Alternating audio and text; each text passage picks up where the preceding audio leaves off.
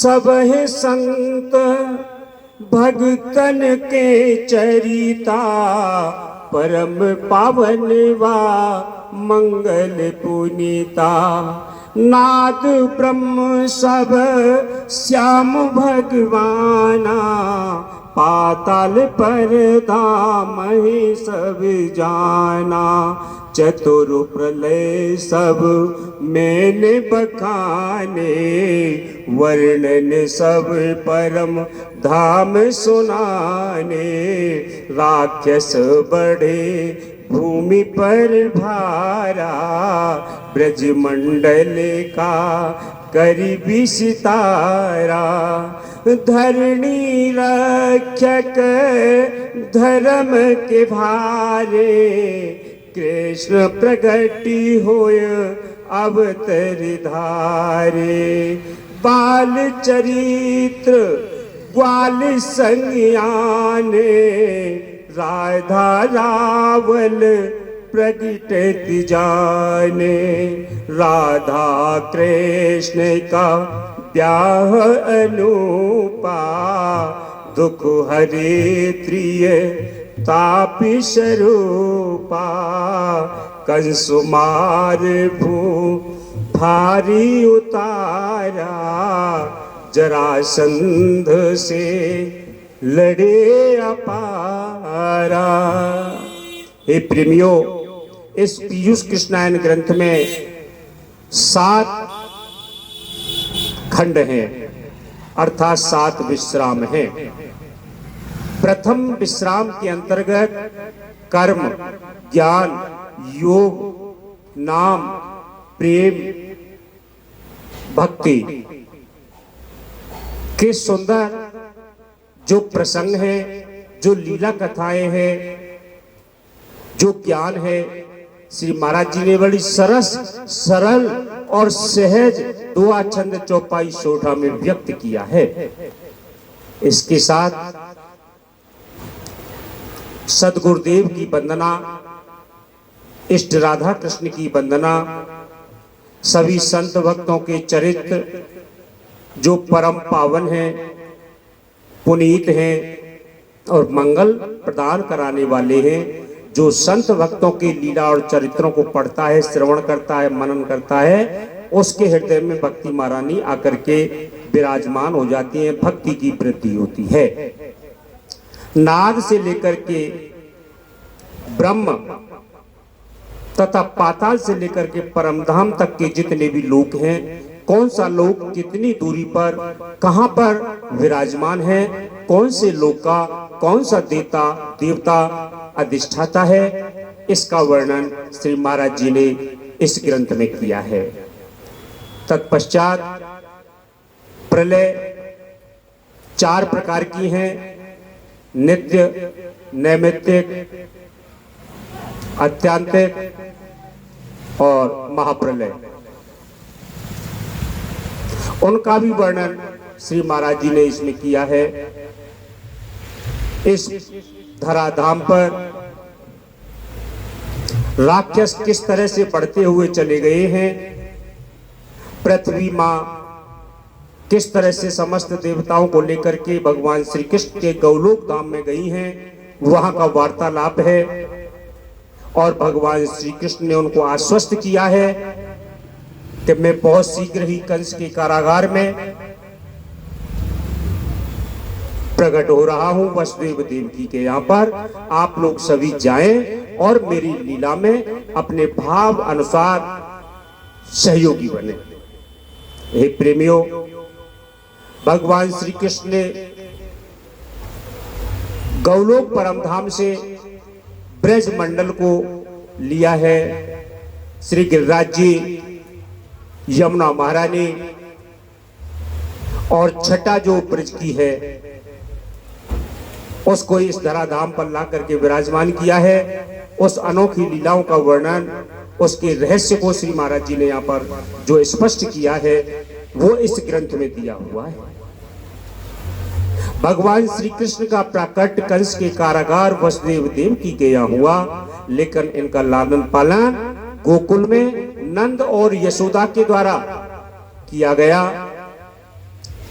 11 वर्ष 52 दिन तक जो दिव्य लीलाएं, वात्सल्यमयी लीलाएं, प्रेममयी लीलाएं, जो लीलाएं किया है ब्रज गोपियों के साथ में, ग्वाल वालों के साथ में, बाबा नंद यशोदा की माता के साथ में, उन लीलाओं का दिव्य वर्णन जो 10वें स्कंद में अन्य पुराणों में और शास्त्रों में दी गई है, यानी उन सब का सार रूप लेकर के इस ग्रंथ में वर्णित किया गया है।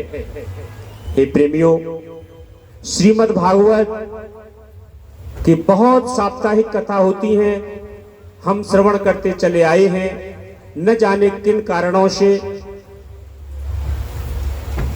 श्रीमद् भागवत में भगवान श्री कृष्ण की परम तत्व आह्लादनी शक्ति, श्री राधा रानी के प्राकट्य की या उनकी लीलाओं का स्पष्ट रूप से कोई वर्णन नहीं किया गया है।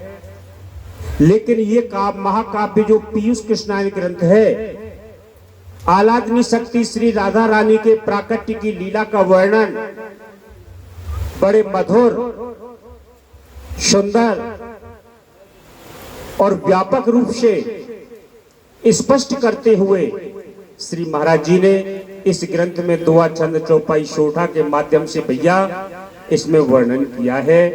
राधा रानी के प्राकट्य के इस पावन अवसर पर इस पीयूष कृष्णायन ग्रंथ का आज जो पाठ हो रहा है, इस लीला का बृहद रूप से इसमें वर्णन किया गया है। जो संत भक्त श्रवण करते हैं, सुनते हैं, निश्चित उनके सभी प्रकार के दुख और तापों का विनाश हो जाता है। प्रेमियों, एक और बात आपको बताऊं, राधा कृष्ण के बारे में न जाने कोई क्या क्या भाव और विचार रखता है, किस तरह की बातें करता हो, उसका भाव और उसका मन जाने, उसके संस्कार जाने। लेकिन वास्तविकता यह है, यानी जब छोटे से कन्हैया है और छोटी सी हमारी आह्लादनी शक्ति भगवान श्याम सुंदर की प्राणात्मा श्री राधा रानी है, तो भांडीर वन में इनका अलौकिक दिव्य अनुपमेय विवाह चतुर्मुखी स्वयं ब्रह्मा जी ने आकर के अपने कर कमलों से किया है, जिसमें श्री राधा रानी रावण के लिए चली जाती है और भगवान श्याम सुंदर गोकुल के लिए चले जाते हैं। इसका बड़ा सुंदर और मनोरम वर्णन इस पीयूष कृष्णायन में भैया सुनने को मिलता है। अब भगवान श्री कृष्ण ने 11 वर्ष और 52 दिन तक ब्रज में जो लीलाएं की, वो गौलोक बिहारी स्वरूप में उन्होंने किया। और गोपी, अनंत गोपियों के साथ में जो महाराज की लीला संपन्न की थी, वो रास बिहारी भगवान का जो स्वरूप था, परम धाम की जो झांकी है, यानी उसके रूप में रखा। लेकिन आज जब मथुरा के लिए काका अक्रूर जी के साथ कंस के बुलावे पर जा रहे हैं, तो भैया वो तो दोनों स्वरूप हमारे ब्रज में ही रह गए थे। उन्होंने बाबा नंद से कहा था, बाबा नंद, मैं सौगंध खा करके कहता हूँ कि मैं ब्रज को छोड़ करके यानी एक पग भी अन्यत्र कहीं नहीं जाता हूँ। तो वो गए नहीं, यहाँ से ब्रज से केवल जो विष्णु स्वरूप था वो द्वारका और मथुरा की लीला उसमें की गई थी, जहां पर भगवान श्री कृष्ण ने यानी कंस का वध किया, जरासंध से लड़ाई लड़ी, 17 बार उसकी सेना को उन्होंने समाप्त किया और काल्यावन को भी उन्होंने मार दिया और अंत में जाकर के द्वारका बसाली 16,108 विवाह किए। वहां दुर्वासा जी की को चाल चली थी, संदीपन गुरु के यहाँ पर शिक्षा ग्रहण की है, उसका भी वर्णन इसमें है किया गया है। ये प्रेमियों, 16,108 विवाह जो किए हैं उनका वर्णन है। और दुर्वासा ऋषि अपने 10,000 शिष्यों को साथ लेकर के, यानी दुर्वासा में भगवान श्री कृष्ण के साथ में जो करतूत, जो दुर्वासना सहित जो लीला हुई है, उसका भी वर्णन है। सभी कहते थे कि मैं कृष्ण को बहुत अधिक चाहता हूँ या मैं बहुत चाहती हूँ। 16,108 रानियों को बहुत अभिमान बढ़ा हुआ था। भगवान श्री कृष्ण ने उनकी परीक्षार्थ उदर दर्द का बहाना किया, जिसमें सभी रानियां असफल हुई और ब्रज में से यानी ब्रज गोपियां जो थी वह सफल हुई हैं। उसमें उसका वर्णन इसमें बड़े अच्छे प्रकार से दिया गया है। सांदीपन गुरु शिक्षा दीने, कलायनत है कृष्ण प्रवीरे। मधुपुर छोड़ द्वारिका आए, रुक्मिणी सत्या प्याह रचाए। श्याम दुर्वासा चरित, सब पितवन बिंदु जान। परीक्षा लीनी मोहन, सब ही गोपीमान। राधावर कृष्ण चंद्र जी की जय, बोलो प्रभु मोहन दास जी की जय।